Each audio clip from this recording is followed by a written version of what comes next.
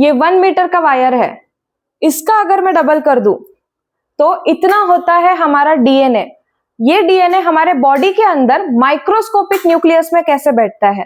तो इसका आंसर है कॉइलिंग और रिकॉइलिंग। प्रोकैरियोटिक सेल और यूकैरियोटिक सेल में जो डीएनए पैकेजिंग होता है वो अलग तरीके से होता है।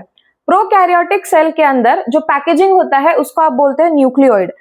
Now DNA is negatively charge molecule और ये रैप होता है around non histone proteins in prokaryotic cell. Eukaryotic cell की अगर मैं बात करूं तो ये जो डीएनए होता है ये नेगेटिवली चार्ज मॉलिक्यूल है और ये डीएनए रैप होगा एक पॉजिटिवली चार्ज प्रोटीन के around, that is known as histone octamer. ये हिस्टोन प्रोटीन के अंदर 8 सब यूनिट होती है, इसलिए इसको कई बार हिस्टोन ऑक्टामर भी बोलते हैं। हिस्टोन ऑक्टामर में आप देखोगे तो टोटल 8 सब यूनिट रहेगी। H2A के 2 पार्ट, H2B के 2 पार्ट, H3 के 2 पार्ट और H4 के 2 पार्ट। ये जो हिस्टोन ऑक्टामर है ये पॉजिटिवली चार्ज होता है। क्यों? क्योंकि इसके अंदर बेसिक अमाइनो एसिड्स होती है। कौन से? Lysine and arginine. ये जो पॉजिटिवली चार्ज हिस्टोन ऑक्टामर होता है इसके अराउंड नेगेटिवली चार्ज डीएनए ऐसे रैप अराउंड होता है। 1.6 टर्न्स लेके ये रैप होता है और यही स्ट्रक्चर को बोलते हैं nucleosome. Nucleosome is histone protein plus DNA molecule. अभी जहां से डीएनए एंट्री कर रहा है और एग्जिट कर रहा है रैप अराउंड होने के बाद, वो पर्टिकुलर पॉइंट के अंदर एक प्रोटीन होता है that is known as H1 histone. तो ये एक न्यूक्लियोसोम है, इसके जैसे और एक न्यूक्लियोसोम बनेगा। अब ये 2 न्यूक्लियोसोम के बीच में जो डीएनए रहेगा इसको बोलेंगे लिंकर डीएनए। ऐसा बहुत सारा स्ट्रक्चर होगा क्रोमैटिन में, बहुत सारे न्यूक्लियोसोम मिलेंगे जिसको बोलते हैं बीड्स ऑन स्ट्रिंग स्ट्रक्चर। यहाँ पे क्या हो रहा है? डीएनए का कॉइलिंग हो रहा है और सुपर कॉइलिंग भी होता है। Nucleosomes are repetitive units of chromatin, यानी कि क्रोमैटिन के अंदर ऐसे बहुत सारे न्यूक्लियोसोम्स मिलेंगे। क्रोमैटिन और कंडेंस होने के बाद बनेगा chromatin fibre which is around 30 nanometre. अब यही वाला स्ट्रक्चर एक टेलीफोन वायर जैसे दिखता है, इसको बोलते हैं सोलेनॉइड स्ट्रक्चर। ये कॉइलिंग और सुपर कॉइलिंग की वजह से बन रहा है।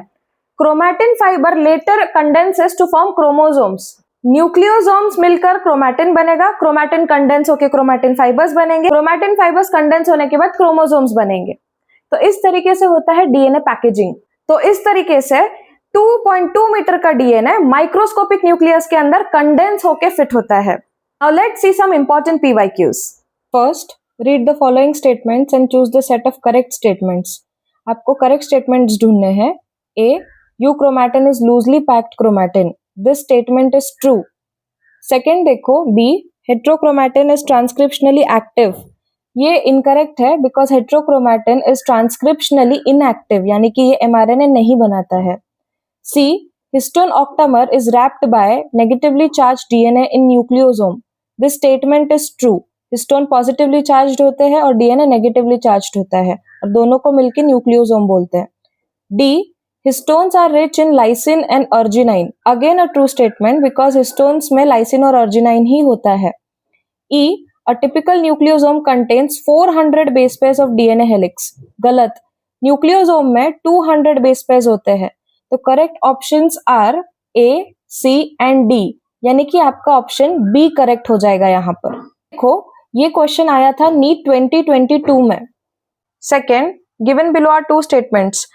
अभी ये 2 स्टेटमेंट्स में से आपको करेक्ट ढूंढना है। स्टेटमेंट 1 देखते हैं। In prokaryotes the positively charged DNA is held with some negatively charged protein in a region called nucleoid, this statement is incorrect. Why? Because DNA हमेशा नेगेटिवली चार्ज्ड होता है और प्रोटीन्स हमेशा पॉजिटिवली चार्ज्ड होते हैं।